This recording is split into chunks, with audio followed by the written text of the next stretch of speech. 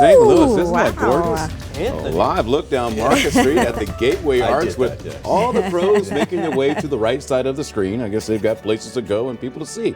Don't know about that. Hope your Valentine's Day was great. I hope it was wonderful and loving. Good morning, everybody. It is Thursday, February the 15th. I'm ready now. Why are you shaking your head? I was, yes, Okay. and yes. You're agreeing. And yes, all right. Yes, Ann. We just want to thank you for joining us, including those of you who might be watching us on 5+. I'm Michelle Lee. We've got Paul Cook. We've got Anthony Slaughter, and we are moving this morning. Lots Yeah, of you stuff see going the on, first hint of daylight out there as well. Looking good over the Gateway Arch. We are expecting a cooler day today, though, but still 50s for this time of year. Not bad at all. Sunshine, too, so enjoy. We did have a cold front move through, and in fact, it's still swinging on through this morning. The showers, those have moved away from us, so we are dry now, but you'll probably walk out the door and think, well, did it rain? Because the ground is still wet. It's 50 at Lambert, and there are a lot of 40s on the map. So again, out the door this morning, not bad at all for both Missouri and Illinois. We're all drying out now, and a dry day is expected. We'll see sunshine and breezy winds today. Gusts could top 25 miles per hour, but all in all, 55 for this time of year, still above average. Tracking our next round of wintry weather for tomorrow, that's coming up along with a colder Saturday, but all in all, temperature still above average in that extended outlook. We'll check all of that coming up. Let's check our roads now. Say good morning to Paul Cook and see what our Thursday morning traffic holds. Paul, good morning. Very much moving. Maybe you have that Valentine's Day hangover a little bit. My wife didn't like my gift that I got her, which I couldn't believe. Something called Crepe Erase. And no, I really didn't. That's actually it's a beauty product. You're never supposed to do that. No. Never heard of it? Never seen the infomercials? No. All right, yeah.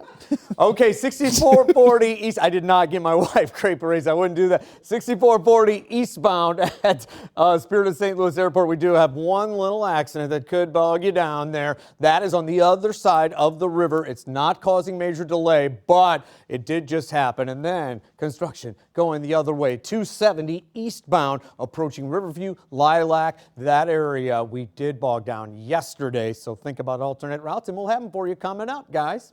Thanks so much, Paul. A man is shot and killed overnight in the Dutchtown neighborhood of South St. Louis. It happened just before 11 o'clock last night on Chippewa near Louisiana. The man was shot in the chest and later died at a hospital. We also have an update this morning to breaking news that we brought you on Today in St. Louis on Wednesday morning. St. Louis police say a Chicago woman and her daughter were both killed in a crash while leaving the Drake concert. The multi-car crash happened just blocks away from Enterprise Center, and police say a man was speeding in a Jeep on Olive, ran a red light, and sideswiped an SUV before hitting the woman and her daughter.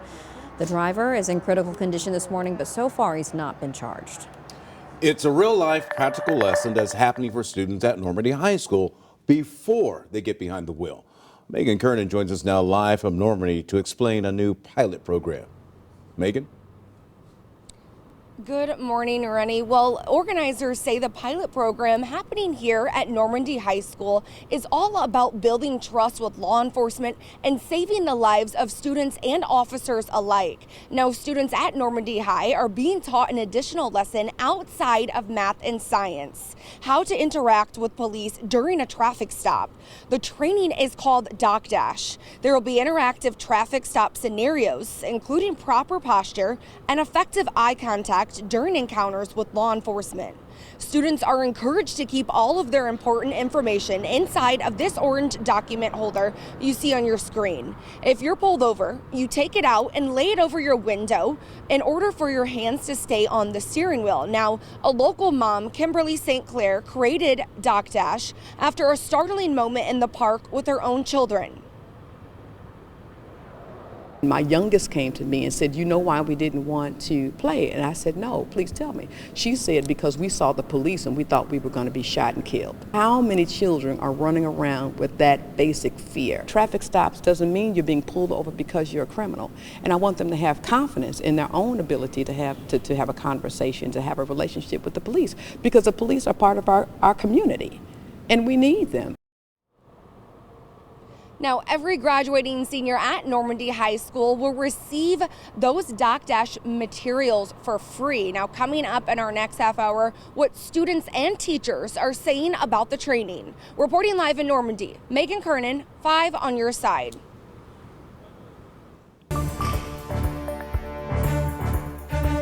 Well, this morning, support for Kansas City is pouring into our newsroom after a mass shooting during the Chiefs' Super Bowl victory parade. We want to show you these. Take a look. Teams from around the NFL, including players, politicians, and many more, are sending their thoughts and prayers this morning.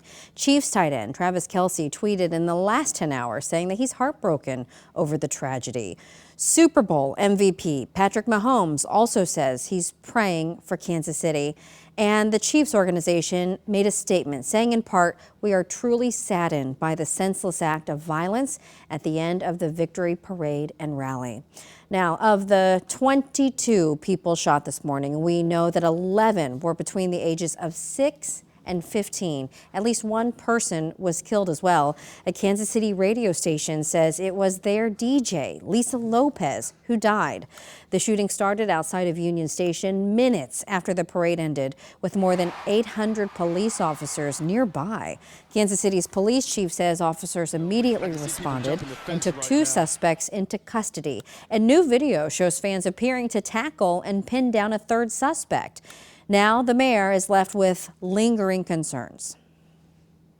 And I think that's something that all of us who are parents, who are just regular people living each day, have to decide what we wish to do about it. Parades, rallies, schools, movies, it seems like almost nothing is safe. All of the children are expected to make full recoveries, but coming up at 6:45, NBC's Jay Gray is going to join us live from Kansas City this morning as police continue to search for a motive.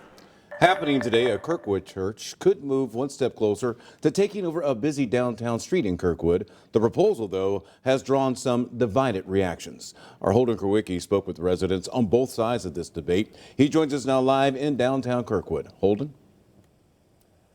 Well, Rennie, as you mentioned, the Kirkwood City Council is considering a proposal that would close down this very street and turn it over to St. Peter's Catholic Church and School. This has been a hot button issue here in the community, and the City Council actually received input from over 500 people on this issue. Now, about 2/3 of people say they support closing Jefferson Avenue, but even some members of the church told me they're opposed to the plan. The issue at hand is that every day about 500 kids from St. Peter's School have to walk across Jefferson, which is one of the busiest streets in the downtown business district, to get to Ursuline Hall and St. Peter Catholic Church. And the students, of course, don't always look both ways before crossing the street. Now, if this bill passes, Kirkwood would close Jefferson between Clay and Harrison and then turn it over to the parish. The church would then spend roughly $600,000 to add a cul-de-sac, open its parking lot to the public. But taxpayers are still split on this proposal.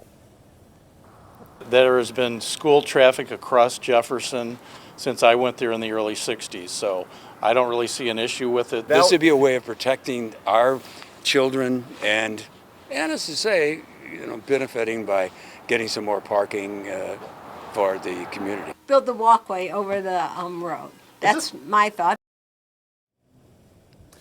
The first reading of that proposal is set to take place tonight at Kirkwood City Hall. The City Council meeting starts at 6 o'clock. Reporting live in Kirkwood, Holden Krewicki, 5 on your side.